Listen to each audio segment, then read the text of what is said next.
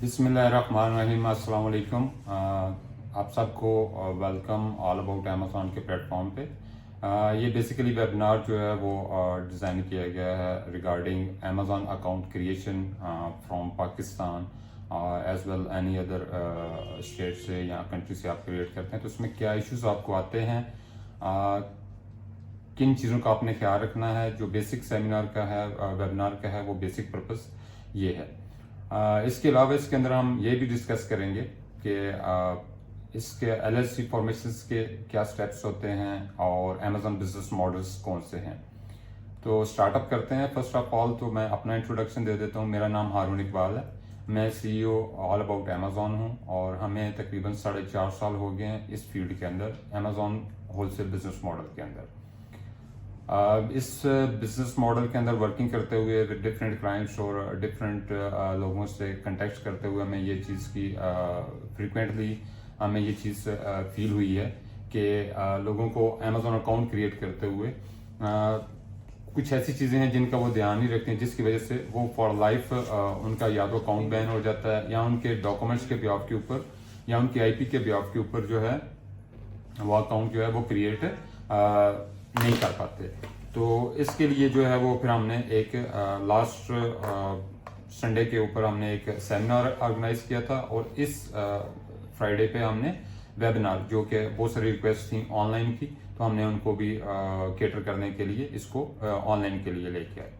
तो स्टार्टअप करते हैं जी। मेरा नाम हारून इकबाल है और मैं पर्सनली जो है एज ऑल अबाउट अमेज़ॉन का सीईओ और मेरा जो एक्सपीरियंस है वो यूएसए के अंदर अमेज़ॉन वेयरहाउस के ऊपर मैंने पर्सनली जॉब की हुई है। द होम डिपो के ऊपर मैंने as a freight forward officer job की हुई है।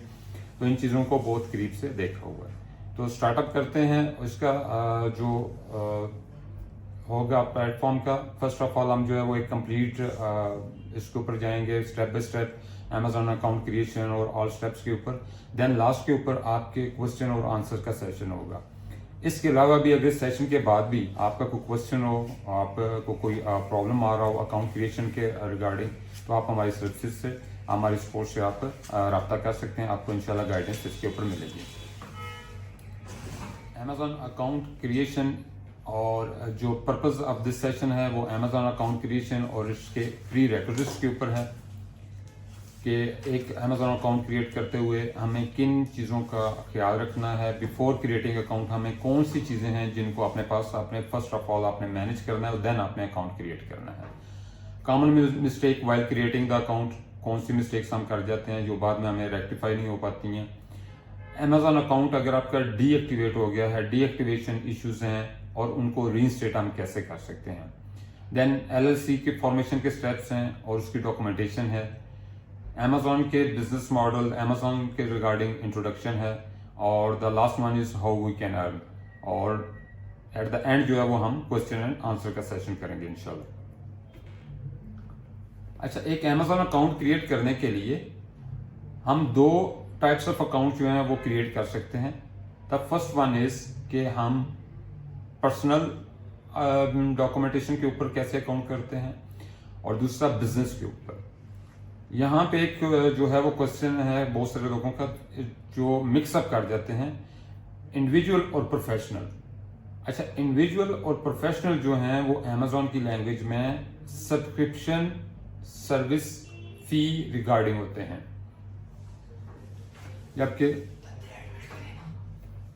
जबकि पर्सनल और बिजनेस में फर्क यह है कि जो पर्सनल अकाउंट होता है उसमें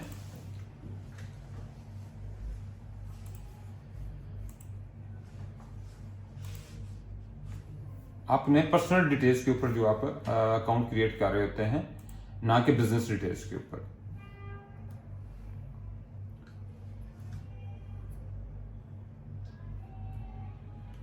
अच्छा, जब हम पर्सनल की बात करते हैं तो फर्स्ट ऑफ ऑल थिंग जो है वो आपने जो अपने पास रखना है वो है government issue photo ID. And हम रिकमेंड करते हैं कि आप पासपोर्ट अपने पास रखें। पासपोर्ट एक इंटरनेशनल डॉक्यूमेंट है जो कि इंटरनेशनली रिकॉग्नाइज्ड है और इसी को ही आप यूज़ करें। आप आईडी कार्ड भी यूज़ कर सकते हैं, लेकिन क्योंकि कुछ जगहों पे आईडी कार्ड आपका उर्दू लैंग्वेज में है तो वहाँ पे भी प्रॉब्लम्स आते हैं। उसके बाद आ जाता है बैंक स्टेटमेंट। बैंक स्टेटमेंट आपने वो यूज करनी है जिसके ऊपर आपने वाइल क्रिएटिंग Amazon अकाउंट आप एक एड्रेस इनपुट कर रहे होते हैं as a primary contact details. वो एड्रेस और आपकी बैंक स्टेटमेंट का एड्रेस बिल्कुल मैच होना चाहिए। तो bank statement basically at the end जब आप Amazon अकाउंट क्रिएट कर रहे होते हैं, वाइल गिविंग आप इंफॉर्मेशन दे रहे हैं, आप एक ईमेल दे रहे हैं, उसके बाद आप एक फ़ोन नंबर OTP के, उसके बाद अकाउंट क्रिएट करने पे जाते हैं, अपना नाम देते हैं, उसके बाद पासपोर्ट डिटेल्स देते हैं, देन आप अपना अकाउंट डिटेल्स देते हैं। तो उस सूरत में जब आप लास्ट पे जाते हैं तो आपको 2 डॉक्यूमेंट अपलोड करने होते हैं। वहां पे आपने या तो पासपोर्ट या ID आपने जो है वो एक अपलोड करना होता है, और सेकंड आपने एड्रेस वेरिफिकेशन के लिए बैंक स्टेटमेंट या क्रेडिट कार्ड स्टेटमेंट भी आप इसको कर सकते हैं। उसके बाद आपके पास पर्सनल रेजिडेंस एड्रेस होना चाहिए। ये एड्रेस और जो मैंने आपसे पहले भी अर्ज किया कि बैंक स्टेटमेंट और ये रेजिडेंस एड्रेस दोनों मैच होने चाहिए। द फोर्थ वन इज कि आपके पास एक डेबिट या क्रेडिट कार्ड होना चाहिए। Amazon के ऊपर 2 किस्म के अकाउंट्स आप यूज करते हैं, 2 पर्पस के लिए यूज होता है। एक चार्ज मेथड होता है, एक डिपॉजिट मेथड होता है। चार्ज मेथड जो है उसके लिए आपको कार्ड डिटेल्स चाहिए होती हैं, कार्ड नंबर चाहिए, कार्ड की एक्सपायरी चाहिए, और कार्ड क्या जो है इशमेंस डेट चाहिए, sorry name on card holder, card number, और उसके ऊपर एक्सपायरी ऑफ द कार्ड आपको वो चाहिए होती है। देन हम आ जाते हैं डिपॉजिट मेथड। डिपॉजिट मेथड के अंदर आपको बैंक अकाउंट डिटेल्स चाहिए होती हैं। ये डिपॉजिट मेथड किस पर्पस के लिए होता है? बेसिकली कि जब Amazon के ऊपर कोई आपकी सेल्स होती है और जो बैलेंस होता है वो किस अकाउंट में ट्रांसफर कर रहे हैं, उस पर्पस के लिए आपको एक बैंक अकाउंट चाहिए होता है। अब पर्सनल अकाउंट आप क्रिएट करने जा रहे हैं तो ये चीजें अगर आपके पास पूरी हैं तो आप Amazon के ऊपर पर्सनल अकाउंट क्रिएट करें। अब इसके अंदर पासपोर्ट आपकी स्कैनिंग कैसी होनी चाहिए? स्कैनिंग जो है वो एक अच्छी रेजोल्यूशन के ऊपर स्कैन हुआ होना चाहिए। आधी इंची सब साइडों से आपने इसको छोड़ के इसकी स्कैनिंग करवानी है, एक चीज। दूसरी, पासपोर्ट के साथ आपने सिर्फ फ्रंट पेज स्कैन नहीं कराना, उसके साथ आपने उसके एक सिग्नेचर पेज होता है, जो थर्ड पेज होता है, उसके ऊपर सिग्नेचर करके आपने उसको एक फाइल में स्कैन करना है। तो पासपोर्ट की स्कैनिंग आपकी इस तरह होनी चाहिए। बैंक स्टेटमेंट के ऊपर मोस्टली हम लोग जो है वो बैंक से स्टेटमेंट लेते हैं तो उसके ऊपर एक राउंड स्टैंप होती है बैंक की। कोशिश करें कि लेटर हेड के ऊपर अगर आप बैंक स्टेटमेंट ले सकते हैं बैंक की, तो बैंक स्टेटमेंट जो है वो बैंक के लेटर हेड पे लें। सेकेंडली, जो उसको साइन स्टैंप कर रहा है बंदा, उसके बाय नेम स्टैंप होनी चाहिए और उसके ऊपर सिग्नेचर उसके होने चाहिए प्रॉपरली, जो कि विजिबल हो जब आप इसको स्कैन करें, ताकि प्रॉपरली इसकी स्कैन हो, रीडेबल हो। जब आपके पास ये चीजें पूरी हैं तो फिर आप Amazon अकाउंट क्रिएट करते हैं। अब बिजनेस अकाउंट के ऊपर जब हम आ जाते हैं तो बिजनेस के अंदर भी हमें द सेम रिक्वायरमेंट्स हैं। सिर्फ बिजनेस के अंदर हमने बिजनेस डिटेल्स इंपोर्ट करते हुए इन चीजों का ध्यान रखना है कि LLC फॉर्मेशन, अगर आप USA के अंदर Amazon अकाउंट क्रिएट कर रहे हैं तो वहां पे आपका बिजनेस जो है वो LLC मोस्टली जो है वो लोग रजिस्टर्ड कराते हैं। उसके डॉक्यूमेंट्स होते हैं, वो हम आगे जाके बात करते हैं कि LLC के क्या डॉक्यूमेंट्स होते हैं, तो वो आपके पास होनी चाहिए।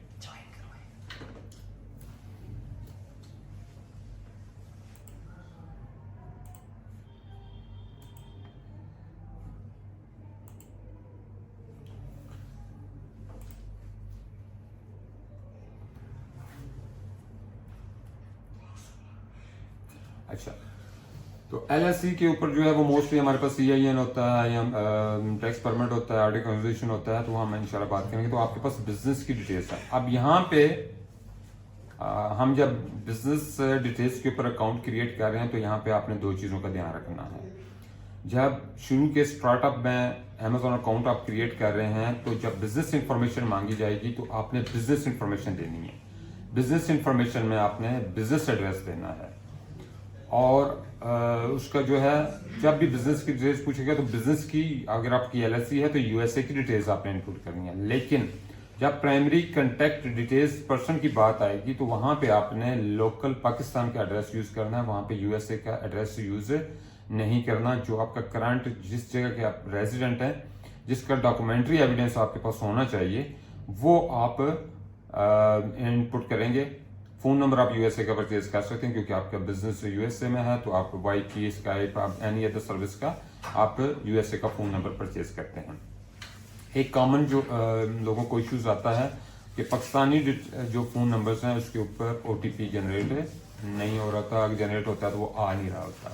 तो उसका जो सोल्यूशन यही है कि आप कोई भी यूएसए का नंबर आप किसी भी सर्विस का परचेज कर दें और उसके बाद अकाउंट क्रिएट करने के बाद जो है आप उसको यूज़ कर सकते हैं, या फिर उसके बाद एक अथेंटिकेटर ऐप होती है, आप उसको भी यूज़ कर सकते हैं। अच्छा, हम जब अमेजोन अकाउंट क्रिएट कर रहे होते हैं तो उसमें कुछ कॉमन मिस्टेक्स हैं जो कि हम कर रहे होते हैं, हमें याद नहीं रहती, तो इसलिए हमने प्री रिक्विजिट्स पहले बताए हैं कि ये चीज़ें आपके पास रेडी हों, एक पेज के या वर्ड डॉक्यूमेंट के अंदर आप अपनी ये चीज़ें वन गो में राइट आउट कर लें, उसके बाद आप अकाउंट क्रिएट करें। अब जो फर्स्ट थिंग जो कॉमन मिस्टेक आती है वो एड्रेस मिसमैच आता है। एड्रेस मिसमैच ये आता है कि आपने ड्यूरिंग इनपुट करते हुए आपने एड्रेस इनपुट कर दिया, house number 38, seat number 78, G9 3। अब यहाँ पे सेक्टर लिखा हुआ था, सेक्टर आपने नहीं लिखा। स्टेटमेंट के अंदर सेक्टर लिखा था, स्टेटमेंट इसमें सेक्टर आपने नहीं लिखा। यहाँ पे डैश थी, वहां पे नहीं डाली। इस तरह की जो कॉमन मिस्टेक्स हैं वो एड्रेस मिसमैच की रीजन बनती है। सेकेंडली, एड्रेस मिसमैच होने की वजह ये भी है कि आपका जो बैंक स्टेटमेंट आप अपलोड कर रहे हैं वो प्रॉपरली स्कैन नहीं होती है, और हम लोगों का ख्याल है कि वहां पे बैठे हुए कोई एजेंट्स हैं जो इसको वेरीफाई कर रहे होते हैं, तो ऐसा नहीं है। ये मोस्टली एआई के थ्रू जो है वो स्कैन होके आपकी एड्रेस वेरिफिकेशन हो रही होती है, मैच हो रहा होता है। अगर मैच कर जाए तो वेल एंड गुड, ना हो तो फिर मिसमैच की आपको ईमेल आ जाती है। तो ये एक कॉमन मिस्टेक है जो हम ड्यूरिंग अमेजोन अकाउंट क्रिएट करते हुए कर रहे होते हैं। Documents are not scan properly. Mobile से तस्वीरें ली हुई हैं, कैम स्कैनर यूज किए हुए हैं, जिसकी वजह से उसकी रेजोल्यूशन के ऊपर इशू आता है, रीडेबल नहीं होता, जिसकी वजह से आपका अमेजोन अकाउंट जो है वो क्रिएट नहीं हो पाता। And third is the most important, और इसके ऊपर जो है वो हमारी काफ़ी एक्सपीरियंस्ड है इसके ऊपर कि हमारी ऑब्जर्वेशंस भी आई हैं कि आईपी इश्यूज। अब ये आईपी इश्यूज क्या चीज़ है? एक चीज़ का ध्यान रखिएगा कि जब भी आप अमेजोन के ऊपर अकाउंट क्रिएट कर रहे होते हैं तो आपने रेजिडेंट हैं पाकिस्तान के। हमारे यहाँ लोग क्या मिस्टेक करते हैं कि जी वो अमेजोन का अकाउंट क्रिएट करना है, तो अमेजोन के अकाउंट क्रिएट करने के लिए हमें जी वो यूएसए का आईपी चाहिए, तो उसके लिए वीपीएन या वीपीएस यूज कर लेते हैं, जो कि एक मेजर मिस्टेक है। ये आपने कभी भी नहीं करना है। जिस जगह का आप रेजिडेंस एड्रेस इनपुट कर रहे हैं आपकी आईपी वहां की होनी चाहिए। मैं अगर पाकिस्तान में हूं और मैं किसी को सर्विसेज ये दे रहा हूं कि अकाउंट क्रिएट करने की, और वो बंदा जो है वो यूके के अंदर रेजिडेंट है, अकाउंट यूएसए के अंदर क्रिएट किया जा रहा है, तो हमने क्या करना है कि हम या तो टीम व्यूवर के थ्रू उसके सिस्टम की एक्सेस ले लें, उसके सिस्टम से आईपी जाएगी यूके की, डैश ओके। आप कभी भी यहां से बैठ के यूके की रेजिडेंस एड्रेस की डिटेल्स इनपुट करके यूएसए में अकाउंट क्रिएट ना करें, आईपी इश्यूज आ जाता है। सेकेंड, एक आईपी के ऊपर मल्टीपल अकाउंट्स क्रिएट ना करें। उसके पीछे भी ये रीजन है कि जब आप मल्टीपल अकाउंट्स क्रिएट कर रहे होते हैं तो मल्टीपल अकाउंट्स के ऊपर आईपी सेम जाती है, तो कोई उनमें से कोई भी एक अकाउंट जो है डीएक्टिवेट हो गया तो कुछ 2 महीने 3 महीने के बाद आपका लिंकेज इशू आना शुरू हो जाता है, जिसकी वजह से आपका अकाउंट जो है वो या तो क्रिएट ही नहीं हो पाता या डीएक्टिवेट हो जाता है। The last is the confidence, self confidence. कुछ तो बहुत ओवर कॉन्फिडेंस हो जाते हैं कि कोई मसला ही नहीं है, ये सब हो जाएगा, लेकिन वो उसकी वजह से भी चीज हो जाती है कि अकाउंट क्रिएशन के दौरान वैसे कोई मिस्टेक कर लेते हैं। आपको जब आप अमेजोन अकाउंट क्रिएट करते हैं तो लास्ट के ऊपर समटाइम वेरिफिकेशन कॉल की एक स्केड्यूल करना होता है। जब हम स्केड्यूल कर रहे होते हैं तो हमारे यहाँ क्या होता है कि अब वो तो इंग्लिश में लेंगे, मुझे तो उर्दू आती है, तो ऐसी सूरत में आपने क्या करना है कि आप वाइल क्रिएटिंग आप एक मीटिंग अरेंज करने जा रहे हैं, तो आप थ्रू जब आपको कंफर्मेशन ऑफ ईमेल आए तो उसमें आप जो है वो सपोर्ट टीम को लिख सकते हैं कि I can not speak English, मुझे उर्दू में आई नीड उर्दू ट्रांसलेटर। तो वो आपको या तो उर्दू ट्रांसलेटर या जो बंदा वेरिफिकेशन के ऊपर आएगा वो उर्दू बोल रहा होगा, एक चीज। दूसरी चीज, अगर वो ये अरेंज नहीं कर सकते या वो कह देते हैं कि anyone else can assist you regarding speaking English, तो आप वहां पे नाम दे के जाके आप फॉर एग्जांपल कोई भी ज़हीर साहब में वो अकाउंट क्रिएट कर रहे हैं और वो इंग्लिश स्पीक नहीं कर सकते, वहां पे जो है वो उर्दू ट्रांसलेटर अगर उनके पास अवेलेबल नहीं है, तो वो कोई बंदा जो है वो अकाउंट क्रिएट कर रहा है, कुछ ज़हीर साहब अकाउंट क्रिएट कर रहे हैं और वो इंग्लिश नहीं बोल सकते, उर्दू स्पीकिंग है, उन्होंने ईमेल भी की, तो वहां पे वो मेंशन कर सकते हैं कि मैं जी अपनी असिस्टेंस में हारून साहब हैं, मुझे वो असिस्ट कर सकते हैं, he can speak English, he can translate, if you allow then he can.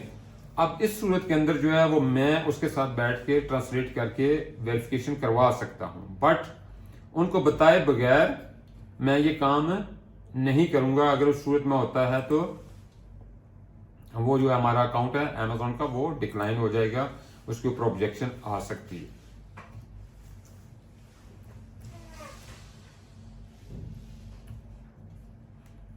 ये जी कॉमन मिस्टेक्स हैं जब हम अमेजोन अकाउंट क्रिएट कर रहे होते हैं तो उसमें आती हैं। अब इनका सॉल्यूशंस क्या है? एड्रेस मिसमैच के अंदर क्या इश्यूज आते हैं? एड्रेस मिसमैच के अंदर मेन जो है वो अगर आपकी बैंक स्टेटमेंट वेरीफाई नहीं हो सकी तो उस सूरत में आपको क्या करना है, वहां पे वो आपसे यूटिलिटी बिल रिक्वायर्ड करते हैं।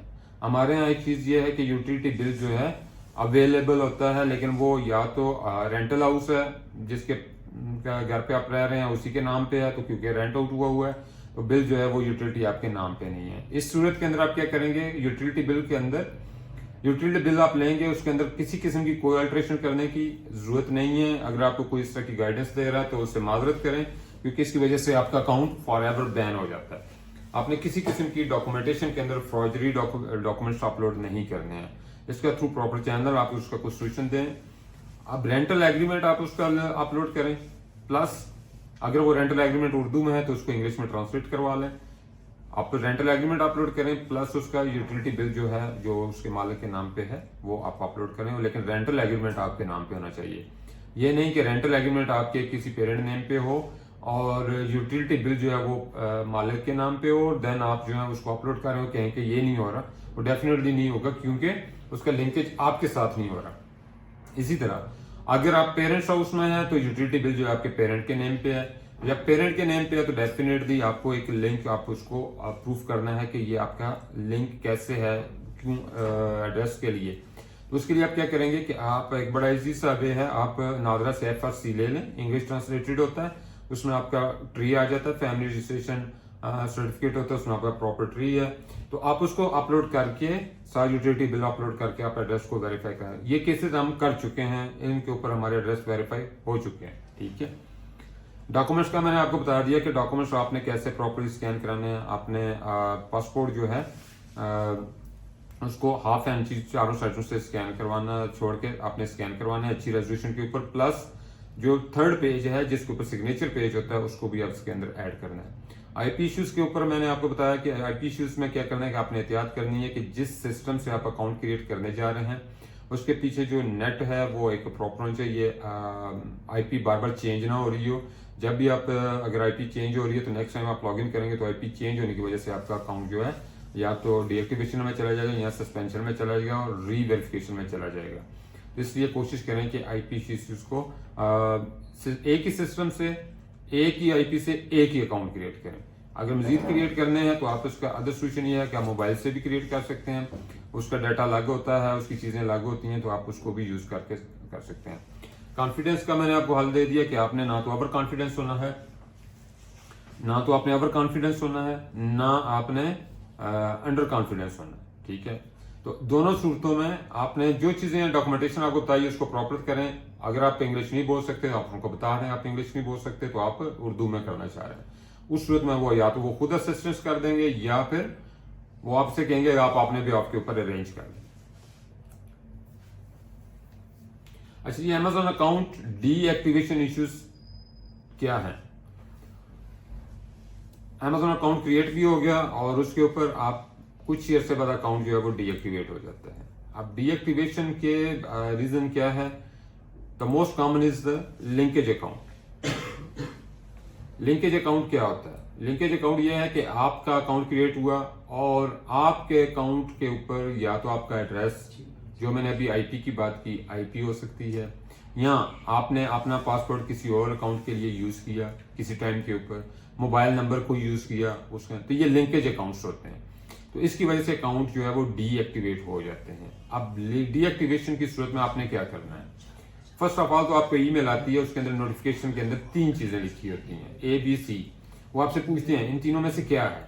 फर्स्ट वन कि आप ही उसके ऑनर हैं लेकिन वो आपने अकाउंट क्रिएट किया था, आप उसको यूज नहीं कर रहे। द सेकंड वन कि आप उसको क्या कहते हैं, उसका किस टाइम पे आप पार्टनर थे लेकिन अब नहीं है। द थर्ड वन आपका उससे कोई तल्लक ही नहीं है।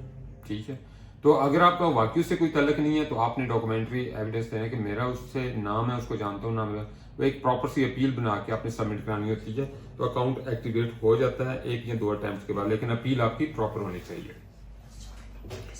Address not verified, address not verified की रीजन भी यही है मेरे कि आपने कोई डॉक्यूमेंट्स ऐसा अपलोड किया हुआ हो जो एड्रेस आपका प्रॉपरली उसके स्कैनिंग में क्योंकि आप इसके ऊपर जब अमेजोन के ऊपर अकाउंट क्रिएट करते हैं और आफ्टर सम सेलिंग या कुछ अर्से के बाद अमेजोन इसको री वेरीफाई कराता है, तो री वेरिफिकेशन के अंदर भी अगर एड्रेस वेरीफाई ना हो तो आपका अकाउंट जो है वो डीएक्टिवेशन में चला जाता है। तो इसलिए डॉक्यूमेंटेशन में और एड्रेस में इन चीज़ों में आपने खास ध्यान रखना है कि जो एड्रेस आप दे रहे हैं उसकी डॉक्यूमेंट्री एविडेंस आपके पास होने चाहिए।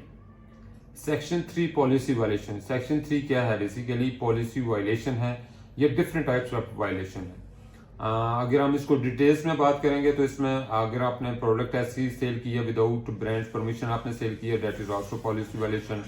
ड्रॉप शिपिंग आप कर रहे हैं ब्रांड के अप्रूवल के बगैर आप सेल कर रहे हैं तो दैट इज पॉलिसी वायलेशन।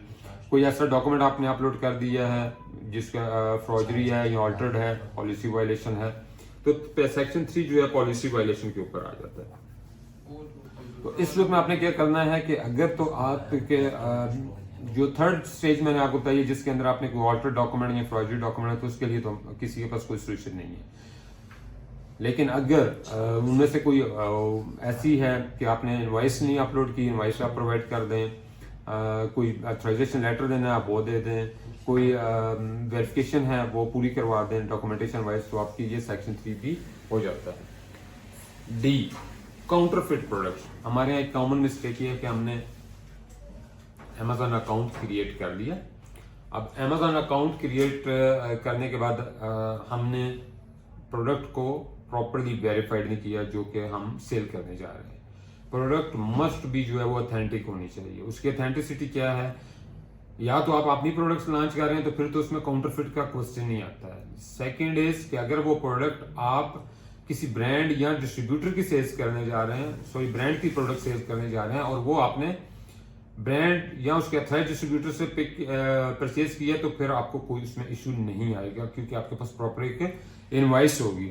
लेकिन अगर लेफ्ट राइट फेसबुक से किसी एड से देख के किसी बंदे ने आपको कन्विंस कर दिया कि मेरे पास ये इन्वेंट्री पड़ी हुई है, उसके अंदर इतना प्रॉफिट है, ये है, इतना आपको हो जाएगा, जेन्युइन प्रोडक्ट है, 2 दिनों में शिप हो जाएगी, तो आपने ऐसी प्रोडक्ट के अंदर बिल्कुल भी नहीं जाना है क्योंकि वो प्रोडक्ट काउंटरफिट होती है। दूसरे पाकिस्तानी लैंग्वेज में कह लें 2 नंबर 1 कॉपी कह लें आप, तो ये काउंटरफिट प्रोडक्ट्स होती हैं। इसके ऊपर पॉलिसी अमेज़न की बड़ी क्लियर है कि अगर आपकी प्रोडक्ट काउंटरफिट होगी या ब्रांड या उसके अथराइज्ड डिस्ट्रीब्यूटर से नहीं ली गई होगी तो अमेज़न आपकी इन्वेंटरी भी वापस नहीं करेगा और ना आपके अकाउंट को एक्टिवेट करेगा।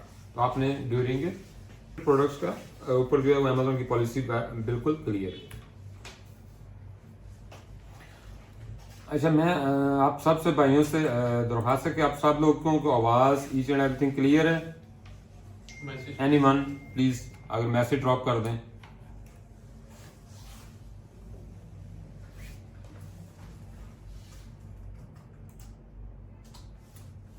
जी भाई,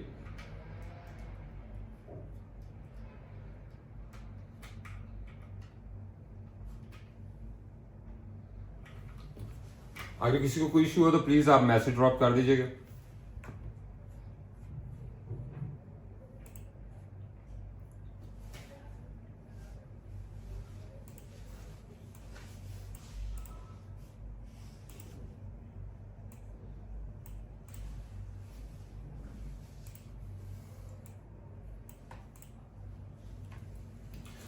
अच्छा जी, हम अभी बात करेंगे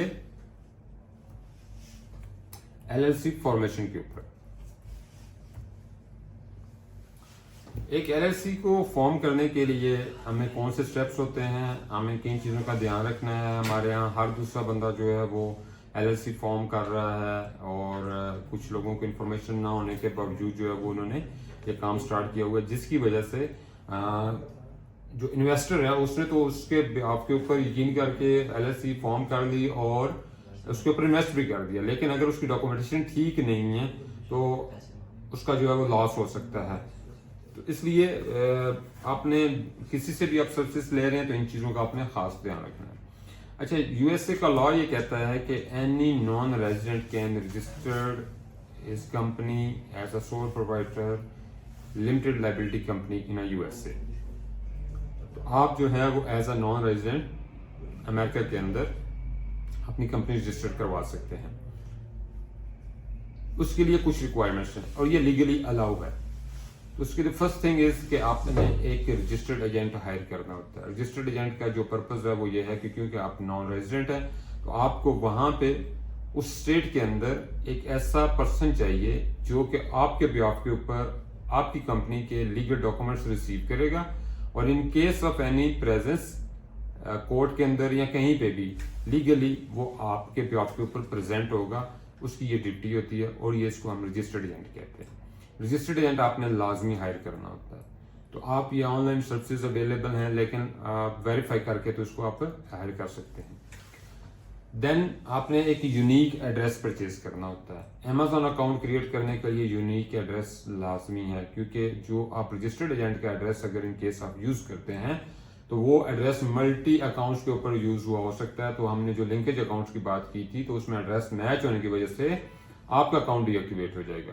तो इसलिए आपने यूनिक एड्रेस परचेज करना होता है और ये आपने वेरीफाई करना होता है कि ये यूनिक ही हो। उसके लिए आप क्या कर सकते हैं कि जिससे आप सर्विसेज ले रहे हैं आप उनसे कह सकते हैं कि ये यूनिक एड्रेस आपने परचेज किया, इसकी लॉगिन डिटेल्स हमारे साथ शेयर कर दें।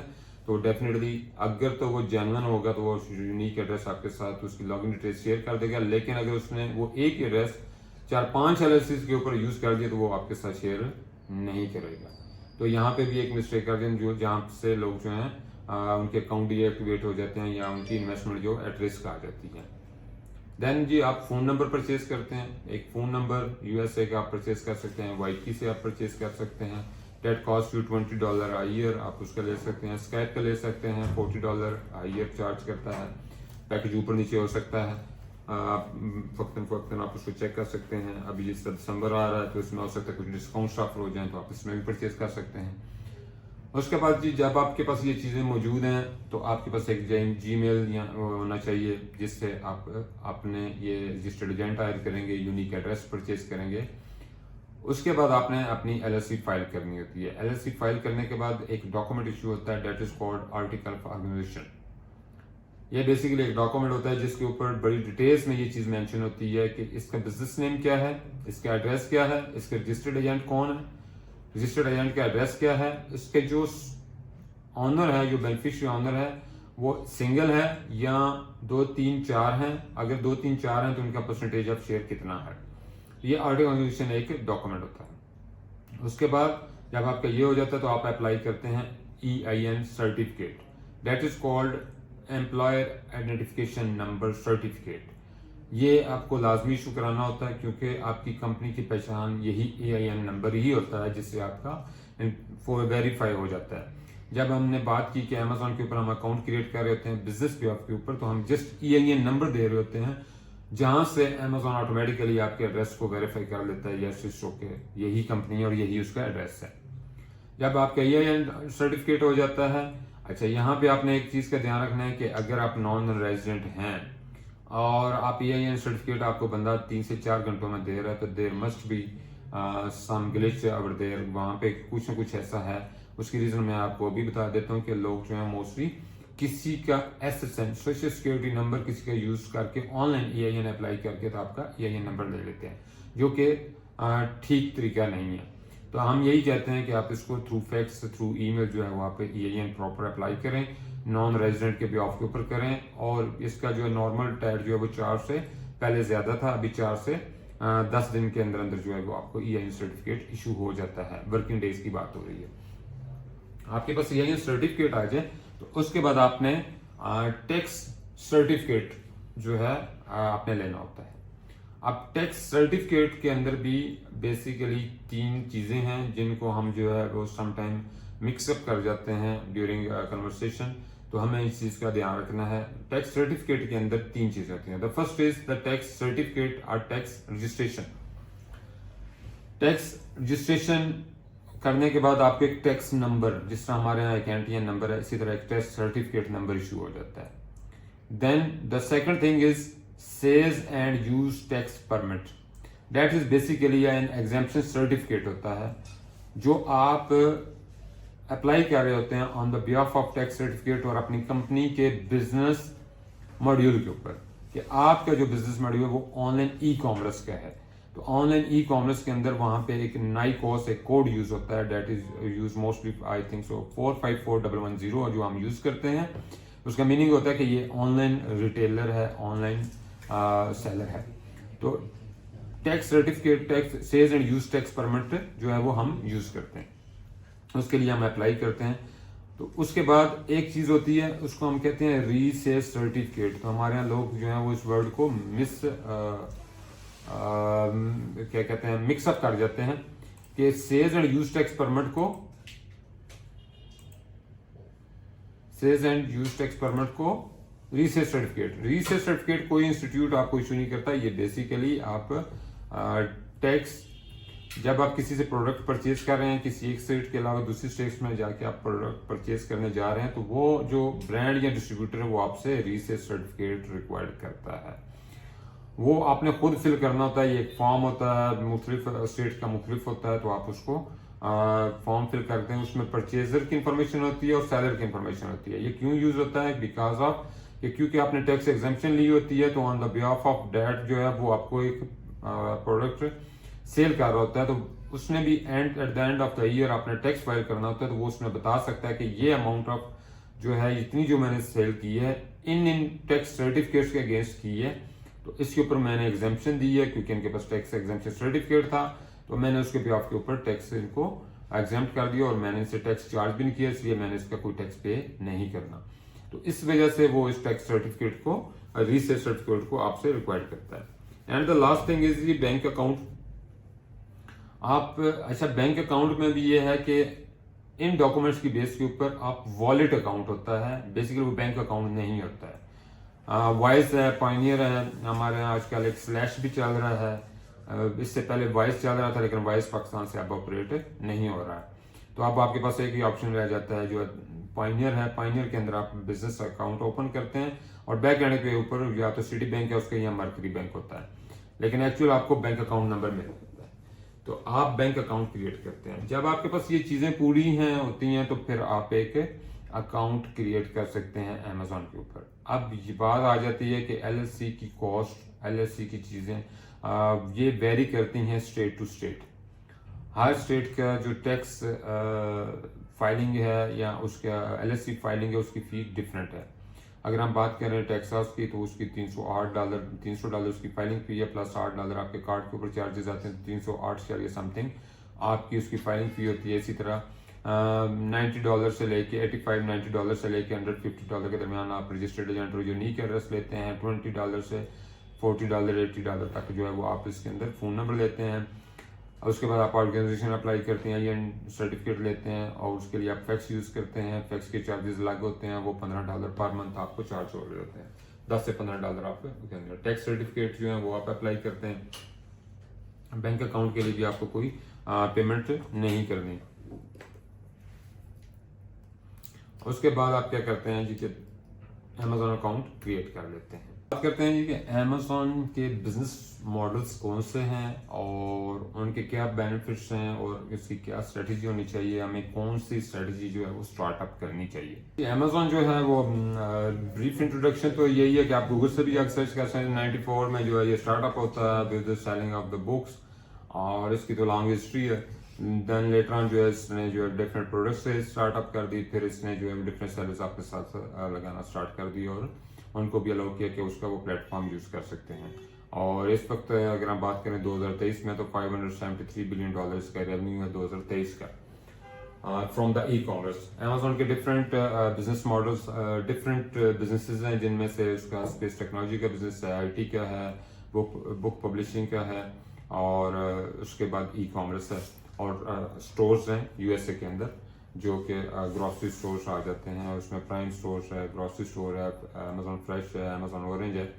वहाँ पे आप फिजिकली जाके अपने प्रोडक्ट्स परचेज करते हैं। लेकिन ई कॉमर्स के लिए अमेजोन ने डिफरेंट फुलफिलमेंट सेंटर्स रखे हुए हैं जो कि कस्टमर्स की फुलफिलमेंट नीड को पूरा कर रहे हैं। इस वक्त भी मोर देन 70% इवन के जो है वो मार्केट शेयर जो ई कॉमर्स में B2C का है वो अमेजोन का है। अब अमेजोन के ऊपर कौन से फिजिकल प्रोडक्ट्स के बिजनेस मॉडल्स हैं जिनको हम जो है वो सेल्स मॉडल कह सकते हैं। यहाँ पे एक चीज़ का जो है वो मैं बिल्कुल क्लैरिफाई कर दूं कि FBA/FBM ये कोई अमेजोन के बिजनेस मॉडल नहीं है, ये बेसिकली प्रोडक्ट डिलीवरी मेथड्स हैं। FBA stand for fulfilment bye Amazon, FBM stand for fulfilment bye merchant. अब ये आपका FBA जो है प्राइवेट लेबल में भी हो सकता है, FBM भी हो सकता है प्राइवेट लेबल में, सेम दोनों मेथड्स में हो सकते हैं। अमेजोन होलसेल में भी हो सकते हैं, ड्रॉप शिपिंग में मोस्टली आप FBM करते हैं, और ऑनलाइन आर्बिट्राज में भी आप दोनों यूज कर सकते हैं। अब बात करते हैं जी कि फर्स्ट ऑफ थिंग कि प्राइवेट लेबल क्या चीज है। Private label is basically Amazon के ऊपर आप अपने ब्रांड नेम के साथ अपनी प्रोडक्ट को लॉन्च करते हैं, जिसमें आपकी प्रोडक्ट, उसके ट्रेडमार्क, उसकी ब्रांड नेम, उसकी कंपनी, ईच एंड एवरीथिंग आप कॉपीराइट आपके साथ होते हैं।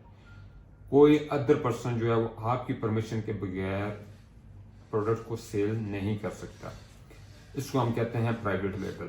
फॉर एग्जांपल एक कोई मार्कर है वो मैं अपने ब्रांड नेम के साथ ऑल अबाउट अमेजोन के नाम के साथ जो है वो लॉन्च करता हूँ, तो उसका एक हम UPC परचेज करते हैं, that is called universal product, और उसके बाद हम उसका ब्रांड नेम या ट्रेडमार्क अपना रजिस्टर्ड कराते हैं, और उसके बाद हम उस प्रोडक्ट को अमेजोन के ऊपर लिस्ट करते हैं और उसको सेल स्टार्ट कर देते हैं, that is called private label.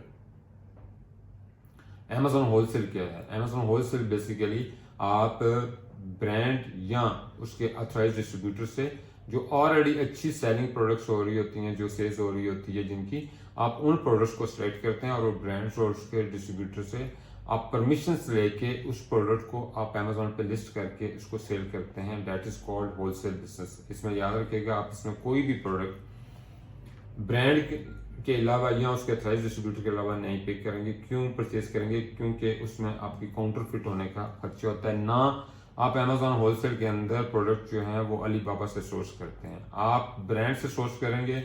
Brands responsibility को वो चाइना से मैन्युफैक्चर कराता है, मलेशिया से कराता है, इंडोनेशिया से कराता है, इंडिया से कराता है, पाकिस्तान से कराता है। ये ब्रांड की रिस्पॉन्सिबिलिटी, ब्रांड ही आपको सप्लाई करेगा, that is called Amazon wholesale.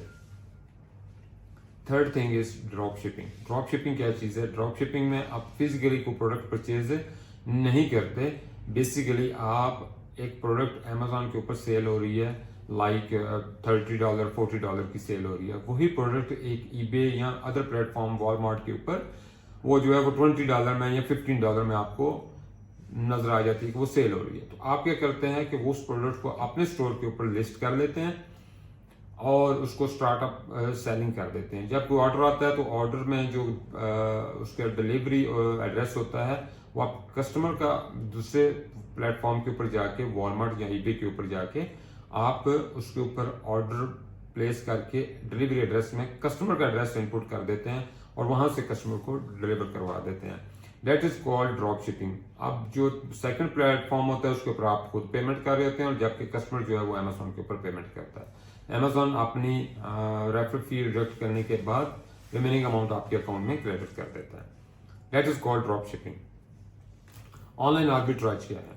Online arbitrage is basically is the kind of drop shipping, लेकिन इसमें क्या होता है कि आप फिजिकल प्रोडक्ट से इन्वॉल्व हो जाती है। आपने देखा कि वॉलमार्ट या ईबे के ऊपर वही प्रोडक्ट जो है $15 की आपको सेल हो रही है, तो as an individual retail customer बन के आपने अपना अकाउंट क्रिएट किया और वहां से आपने 10, 15, 20 जो भी आपको लिमिट अलाउ होती है वो आप प्रोडक्ट्स परचेज करते हैं और उसको अपने एड्रेस के ऊपर डिलीवर करा लेते हैं, देन उसको शिप करा देते हैं अमेजोन वेयर हाउस। तो जब ऑर्डर आता है तो अमेजोन उसको पिक पैक और शिप करता है, that is called online arbitrage. Online arbitrage drop shipping जो है वो तकरीबन मिलते जुलते हैं, लेकिन फर्क सिर्फ इतना है कि ऑनलाइन आर्बिट्राज के अंदर आप जो है फिजिकल प्रोडक्ट आप परचेज कर लेते हैं एडवांस में, और देन इसको आप फुलफिल करवा रहे होते हैं अकॉर्डिंग टू द ऑर्डर। अब बात करते हैं जी प्राइवेट लेबल के अंदर प्रॉन्स एंड कॉन्स क्या है। Private label is basically long term project है, फर्स्ट थिंग। सेकंड ये है कि इसके ऊपर एटलीस्ट आपको 4 से 6 महीने चाहिए एक अच्छे ब्रांड को एक प्राइवेट लेबल करते हुए, आपने उसके 4 से 6 महीने चाहिए। उसकी रीजन ये है कि अगर आप उस प्रोडक्ट को आज फाइनलाइज करते हैं तो देन आपने उसकी सोर्सिंग की तरफ जाना है। आप जब सोर्सिंग की तरफ जाते हैं तो फिर आपने उसकी प्रॉन्स एंड कॉन्स सोर्सिंग में देखने हैं। आपने प्रोडक्ट को फाइनलाइज कर दिया, सोर्स को फाइनलाइज कर दिया, तो फॉर एग्जांपल हम ये एज्यूम कर लेते हैं कि विद इन 15 डेज आपने ये सारी वर्कआउट कर दिया। अब आपने उसका ब्रांड नेम भी रजिस्टर करवा लिया, अपने यूपीसी भी उसका परचेज कर लिया, तो आपने जो सोर्स है उसको आपने दे दिया कि ये ब्रांड नेम और ये उसका यूपीसी उसके ऊपर प्रिंट करना है।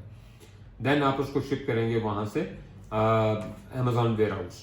अगर आप बाई शिप करते हैं, चाइना से आप करते हैं तो 35 to 45 डेज चाहिए। इसी तरह पाकिस्तान से करते हैं तो 45 to 60 डेज चाहिए आपको बाई शिप आपको वहां पहुंचना। बाई एयर जो है वो वीक भी लग सकता है, 10 दिन 12 दिन में आपकी प्रोडक्ट इन्वेंटरी जो है वो अमेजॉन वेयर हाउस जो है वो शिप हो जाती है।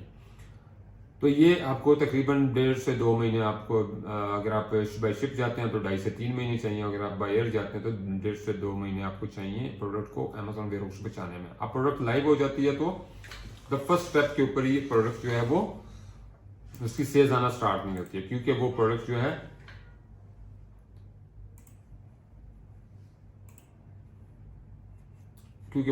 जो है वो आपकी 7 या 8 पेज के ऊपर आ रही होती है, तो उसके ऊपर सेल्स आना नहीं होती। उसके लिए आप क्या करते हैं, आप डिफरेंट मेथड्स यूज करते हैं। That is called, the first thing is जो आप यूज करते हैं, डेट वर्ड आपने सुना होगा, डेट इज कॉल्ड पीपीसी, पे पर क्लिक। तो आप अमेजोन को एक अमाउंट पे कर रहे होते हैं उसके एडवर्टाइजिंग के अगेंस्ट, कि कोई भी पर्सन जो आपके कीवर्ड्स यूज करेगा तो आपका जो प्रोडक्ट है वो फ्रंट पेज के ऊपर नजर आएगा। तो अगर वो परचेज करता है या नहीं करता है, अगर उसके ऊपर वो क्लिक करता है तो आपको वो कॉस्ट करेगा। देन आप एक वर्ड यूज करते हैं गिव बेस मीन कि आप लोगों को फ्री सैम्पलिंग करते हैं। आप एक एजेंसी को भी हायर करते हैं या आपने कुछ जानने वालों को कहते हैं कि मेरा ये प्रोडक्ट ऑर्डर करें, वो आपके जॉब के ऊपर प्रोडक्ट ऑर्डर करते हैं और फिर उसके ऊपर अपने रिमार्क्स और रेटिंग्स देते हैं। देन आप जो है सोशल मीडिया कैंपेन्स भी यूज करते हैं। जब आप सोशल मीडिया कैंपेन यूज करते हैं तो ये सारी कॉस्ट जो है वो आपको बियर करनी होती है at the initial stage before starting up sales. फिर जाके आपको कुछ सेल्स आना शुरू हो जाती है, तो ये तकरीबन 4 से 6 महीने आपको लग जाते हैं कुछ सेल्स जनरेट करते हुए। देन आप डिसाइड कर सकते हैं कि ये आपकी प्रोजेक्ट जो है वो सक्सेसफुल हुआ या नहीं।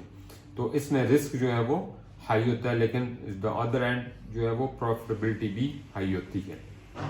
अब अगर हम बात करें अमेजोन होलसेल की, तो इसके अंदर जो है प्रोडक्ट्स जो है वो आपकी लाइव हो जाती है विद इन 1 मंथ। अगर आपका अच्छा ब्रांड, अच्छा डिस्ट्रीब्यूटर है तो विद इन 1 मंथ आपकी प्रोडक्ट्स लाइव होना शुरू हो जाती हैं, शॉर्ट टर्म में आपकी हो जाती हैं। सेकेंडली, जो इन्वेस्टमेंट आपने प्राइवेट लेवल के अंदर फॉर एग्जांपल आपने $5,000 आपने इन्वेस्ट किए, तो वही 5,000 अगर आप अमेजोन होलसेल के अंदर करते हैं तो वो उसके अंदर आप मल्टी प्रोडक्ट्स कर सकते हैं, 4 से 5 प्रोडक्ट्स आप इजीली कर सकते हैं।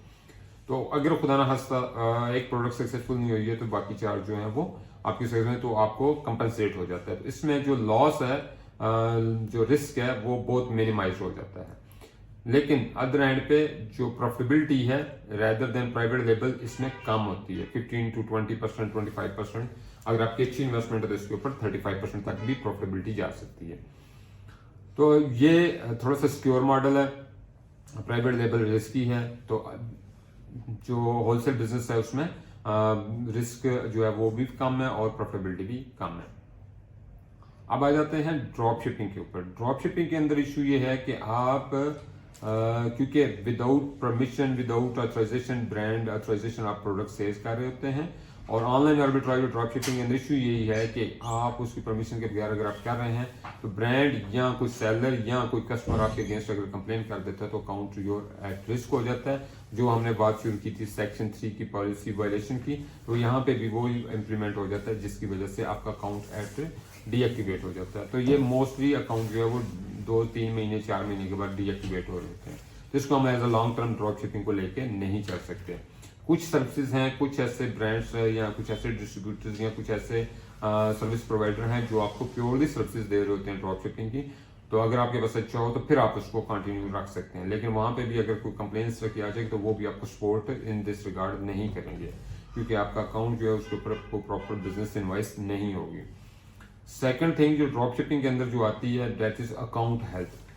जब हम FBA कर रहे होते हैं तो उसमें तो फुलफिल्ड बाय अमेजोन होता है, उसमें पिक पैक और शिप अमेजोन की रिस्पॉन्सिबिलिटी होती है। किसी किस्म के ऑर्डर के ऊपर कंप्लेन या रिटर्न या उसकी किसी सम एक्सीडेंट जो है वो उसकी कस्टमर सर्विस जो है वो अमेजोन की ड्यूटी होती है कि वो उसको वो हैंडल कर रहा होता है। तो ड्रॉप शिपिंग के अंदर क्योंकि हम FBA कर नहीं रहे होते हैं तो FBM कर रहे होते हैं, तो फिर हमें इन सारी चीज़ों को खुद ध्यान रखना होता है, तो कहीं ना कहीं लैक आता है, जिस वजह से ड्रॉप शिपिंग में आपका अकाउंट डीएक्टिवेशन में चला जाता है। ऑनलाइन आर्बिट्राज के अंदर क्या होता है कि ऑनलाइन आर्बिट्राज के अंदर भी बेसिकली आपकी यूजर परमिशन ऑथराइजेशन ही होती है, तो अगर कोई कंप्लेन ये सब चीज हो जाए तो आपका अकाउंट एट डीएक्टिवेशन पे चला जाता है। अब हम इसके ऊपर बात करेंगे कि हमें कौन सी स्ट्रेटजी अडॉप्ट करनी चाहिए और क्यों करनी चाहिए। अगर तो आपकी इन्वेस्टमेंट जो है वो लिमिटेड है, 2-4-5 हज़ार डॉलर है, तो हम उसमें सुजेस्ट करते हैं कि आप होलसेल बिजनेस मॉडल को स्टार्टअप लें। इसको आस्ता आस्ता आपने सेल्स जो सेलर सेंटर है उसके ऊपर रिव्यूज लेके आए, रेटिंग लेके आए, तो ट्रैफिक जनरेट होती है। तो जो ट्रैफिक जनरेट होती है जब आप उसके बाद प्राइवेट लेवल की तरफ मूव करते हैं तो वो ट्रैफिक जो एफर्ट्स आपको एक जीरो से प्राइवेट लेवल को स्टार्ट करने के ऊपर आपको करनी पड़ती हैं वो इतनी ज्यादा नहीं करनी पड़ेगी, क्योंकि ऑलरेडी ट्रैफिक जो है वो आपके पेज के ऊपर आ रही होती है, आपके प्रोडक्ट की तरफ जो ऑलरेडी आपकी सेल्स आ रही होती है, तो इसका आपको बेनिफिट होता है। सेकेंडली अमेजोन होलसेल बिजनेस के अंदर जो है वो रिस्क कम होता है, तो आप सिक्योरली आप इस बिजनेस को लेके चल सकते हैं। तो आप 1 साल तक 1.5 साल तक जो है इस बिजनेस को लेके चलें, जो इसमें से प्रॉफिटेबिलिटी है उसको प्राइवेट लेवल में अगर आप करना चाह रहे हैं तो आप प्राइवेट लेवल में ले आए, तो इससे आपका क्या होता है कि कैपिटल सिक्योर रहता है। लेकिन अगर आप ये डायरेक्टली इन्वेस्टमेंट 3-4-5 हज़ार डॉलर डायरेक्टली प्राइवेट लेवल में ले आते हैं और वो प्रोजेक्ट सक्सेसफुल नहीं होता है तो यू आर एट लॉस, और आप एट द एंड जो आपको अकाउंट डीएक्टिवेशन में करके तो आप इसको बिजनेस को छोड़ देते हैं। तो इसकी प्रॉपर एक फिजिबिलिटी रिपोर्ट बनाएं कि अगर तो आप ये 3-4-5 हज़ार डॉलर का लॉस बियर कर सकते हैं और रिस्क है, रिस्क आप बियर कर लेंगे, यू कैन अफोर्ड, अब देन आप डायरेक्टली प्राइवेट लेवल में भी जा सकते हैं। लेकिन हम रिकमेंड करते हैं कि आप अमेजोन होलसेल बिजनेस मॉडल के साथ स्टार्टअप लें, then move forward to private level आए। ड्रॉप शिपिंग को हम रिकमेंड नहीं करते हैं, ड्रॉप शिपिंग को हम रिकमेंड इसलिए नहीं करते हैं कि वो आपका एक लॉन्ग टर्म प्रोजेक्ट नहीं है। प्राइवेट लेवल और होलसेल बिजनेस मॉडल एक लॉन्ग टर्म प्रोजेक्ट्स हैं। Online arbitrage is the same. अगर तो आप पर्सनल डिटेल्स पे अकाउंट बना रहे हैं तो ऑनलाइन आर्बिट्राज और ड्रॉप शिपिंग आप यूज कर सकते हैं जब तक आप अकाउंट को चला लें। तो ये आपकी बिजनेस स्ट्रेटेजी होनी चाहिए। अब जब लॉस रेज के हम Amazon से अर्निंग कैसे कर सकते हैं, देर आर 2 मेथड्स। एक तो ये है कि आप अपना पर्सनल बिजनेस डेवलप करें, इसके ऊपर इन्वेस्टमेंट करें और उसके बाद अर्निंग स्टार्ट करें, एक तो आपका ये है। सेकंड ये है कि आप अपने इस चीज को सीखें और इसको सर्विसेज ऑफर करें। तो सर्विसेज ऑफर भी कर सकते हैं। तो फर्स्ट ऑफ ऑल तो आप इसको लें। हम तो दोनों सूरतों में कहते हैं कि अगर आप इन्वेस्टमेंट करना चाह रहे हैं या आप सर्विसेज ऑफर करें, तो फर्स्ट ऑफ ऑल आप इस चीज को लर्न करें। लर्न करने में आपको महीना लगता है, 2 महीने लगते हैं, तो आप इसको प्रैक्टिकली लर्न करें और कोई अच्छा इंस्टीट्यूट जहां से आपको प्रैक्टिकली एक्सपीरियंस हो वहां से आप इसकी करें। इसमें आप स्टार्टअप होलसेल बिजनेस मॉडल से भी ले सकते हैं, प्राइवेट लेवल के अंदर भी ले सकते हैं। तो आप इसको पहले लर्न करें। सर्विसेज में आप क्या कर सकते हैं कि आप ये लर्न करने के बाद इंटरनेशनली क्लाइंट्स को आप अपनी सर्विसेज ऑफर कर सकते हैं। आप क्लाइंट हंटिंग करते हैं।